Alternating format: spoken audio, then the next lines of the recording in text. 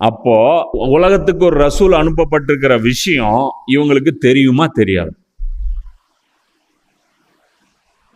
தெரியுமா தெரியாதா? எப்படி தெரியும்? இவங்க அவ்வளோ புத்திசாலி. இவங்க ஒரு நாட்டை போய் சூறையாடுறாங்க அப்படின்னா அந்த நாட்டை எப்படி கட்டுப்படுத்தணும் அப்படிங்கிறத ரிசர்ச் பண்ணுவாங்க. இந்தியாவுக்கு போட்ட பிளான் என்ன? இந்த கல்வி திட்டம், மெக்காலே இந்த கல்வி திட்டம் வச்சோம்னா இதில் வெறும் அடிமை மட்டும்தான் ப்ரொடக்ஷன் ஆகும். சுயமாக சிந்திக்கக்கூடிய மனிதர்கள் இதில் ரொம்ப ரொம்ப குறைவாகத்தான் ப்ரொடக்ஷன் ஆவாங்க. மெஜாரிட்டியாக முட்டாள்கள் தான் ப்ரொடக்ஷன் ஆவாங்க. அதனால் உலகத்தை அவங்க டிசைன் பண்ணும்போது இந்தியாவை என்ன பண்ணான்? அப்படியே பெருசாகவே விட்டான். ஆனால் இஸ்லாமிய நாடுகள் என்ன பண்ணான்? அது கிட்டத்தட்ட நிலப்பரப்பு நீ எடுத்தீங்கன்னா இந்தியா, பாகிஸ்தான், பங்களாதேஷ் சேர்த்த ஒரு பகுதி உள்ளதான் இருக்கும்.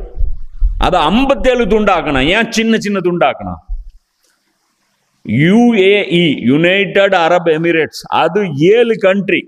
ஏன் அவ்வளோ சின்ன சின்ன துண்டாக்கணும்?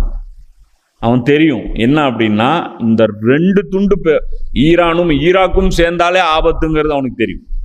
ஈரானும் ஆப்கானிஸ்தானும் சேர்ந்தாலே பயங்கரமான ஆபத்துன்னு தெரியும். ஆப்கானிஸ்தான், ஈரான், பாகிஸ்தான் சேர்ந்துருச்சுன்னா பயங்கர ஆபத்துன்னு அவங்களுக்கு தெரியும். உம்மத்து இருக்கவே கூடாது அப்படின்னு சொல்லி 57 கூறா இவன் பிரிச்சான். ரசூலுல்லாவுடைய சிலபஸ் ஃபுல்லா ஸ்டடி பண்றான்.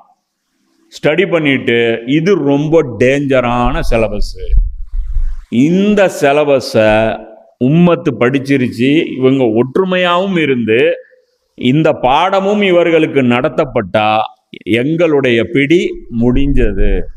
நாங்கள் இந்த உலகத்தை 400 வருஷமா ஆட்சி பண்ணிருக்கோம். ஒரு கருப்பனை நான் இது வரைக்கும் உள்ள விட்டது கிடையாது.